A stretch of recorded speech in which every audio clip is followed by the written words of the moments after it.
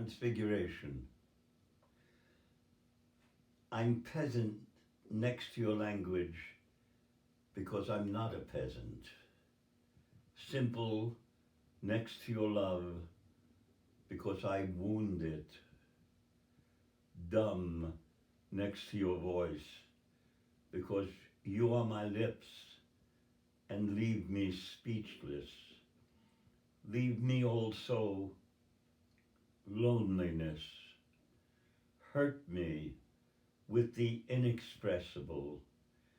And because you live the way you do, and I cannot, I must go elsewhere in this corner of my shoulder and weep you, who love me inexhaustibly more than I can ever hope to silence with a poem, because it is the silence I hope for, because it is the very pure silence hope itself is.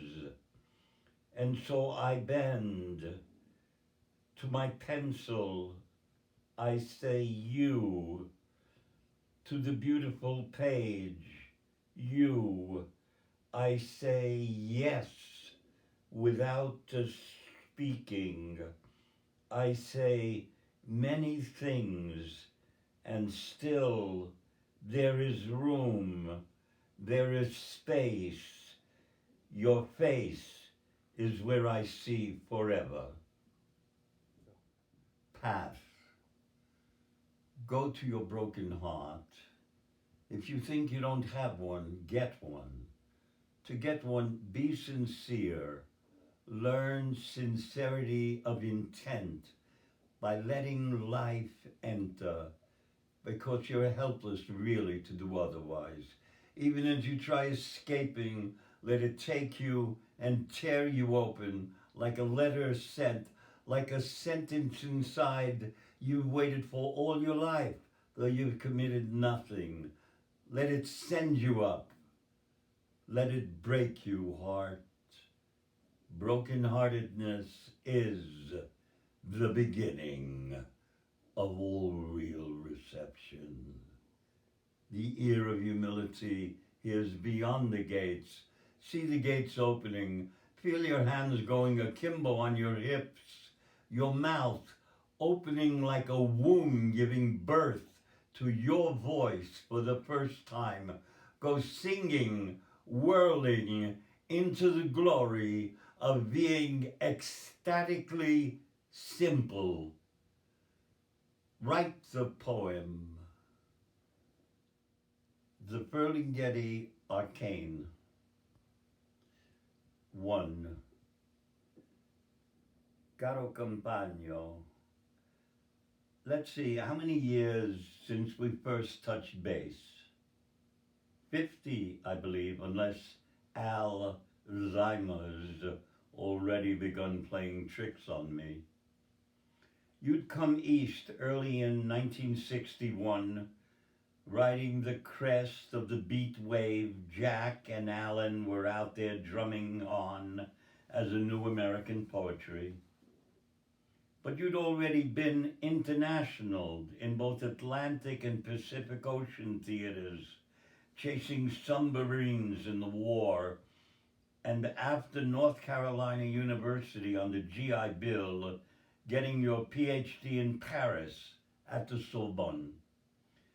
That's one of the sin harmonics always reverberant between us. You, the consummate consonant and vowel uttered, and I, the same vowel at the end of the next syllable, but only an unsounded echo barely heard, still being in the university. You'd gotten your degree and got out of it early on, and I gotta hand it to you, you never did go back to Bougieville, but stayed as independent as you could, creating the first paperback bookstore in the land, opening a bunch of doors so that worlds of peoples could realize San Francisco as one of the most priceless cities on the planet. Still a city, small town, like a kid at a window somewhere dreamed of way back when. And, of course, got into trouble with the law after you published Ginsberg's Howl, becoming activist, poet, publisher in defense of language, your own poetic voice with the lilting whine of a drawl, distinctive in its way, memorable, and therefore inimitable. Ah, Fratello, you should have been at those many tables in Vesuvio's Specs and Cafe Trieste when your poet biographer Neely Tchaikovsky had us all doubling over, as you would have also, at his almost perfect, always slightly envious, but ever affectionate impersonation of you, because you already were a legend by the 70s, encircled by a transparent but unbreakable wall of image with a capital I, which only Jack and Alan otherwise possessed. Populist in poem, paint, and motion, you critiqued my work for being too arcane and esoteric.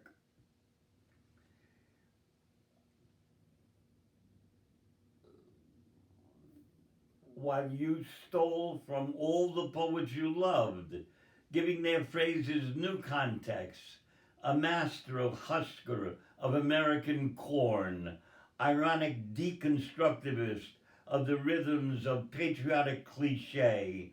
You had a dream and would not go gentle into that war zone.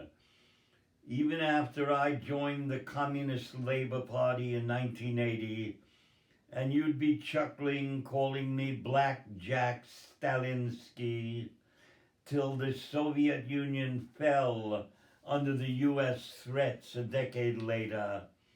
L'Italia cominciava ad entrare nella nostra vita fisicamente, poeticamente. We kept that synharmonic glyph of friendship intact through the editions of Artaud, the death of my son David, your populist manifesto, eruptions of Central American poetry that the Roque Dalton Cultural Brigade translated, which you published for that ongoing cause of liberation. If there were any brushes between us, they were paint, too.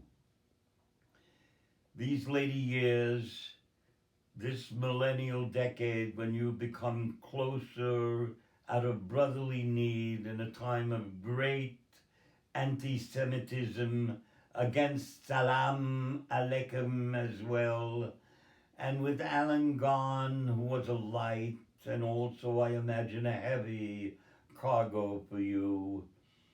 We know there's no God to judge or forgive us. There's only this singing to life what comes from the human immensity of death. And that's why putting into the computer file of the Revolutionary Poets Brigade anthology, At Sea, the finest poem you've ever written, and you wrote it this very year at age 90, I have a sense of the greatness of the victory over time and despair and authentically true poetry embodies. So right on, young timer, you who opposed the war in Vietnam, the Gulf, the invasions of Iraq and Afghanistan. Right on, first baseman in your 9th decade, with legs still able to give my vodka-leaden ones a run for the bases.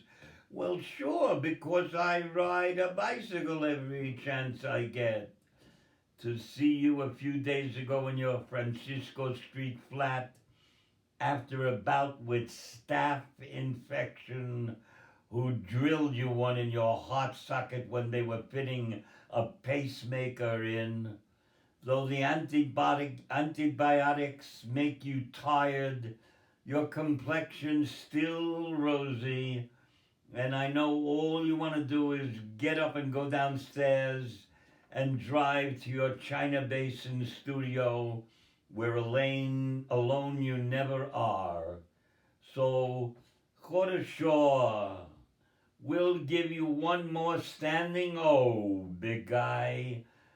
Shore, let's sing the Bella Ciao, son of Carlo Ferlinghetti di Brescia et Clemence Albertine Mendez Monsanto, your Sephardic Jewish mother. Together, they gave you your mouth and fitted you with some terrific genes and prophesied pacemaker, pacemaker, or no pacemaker at all. Our boy will live till the raven turns white. Auguri, Lawrence Ferlinghetti, auguri.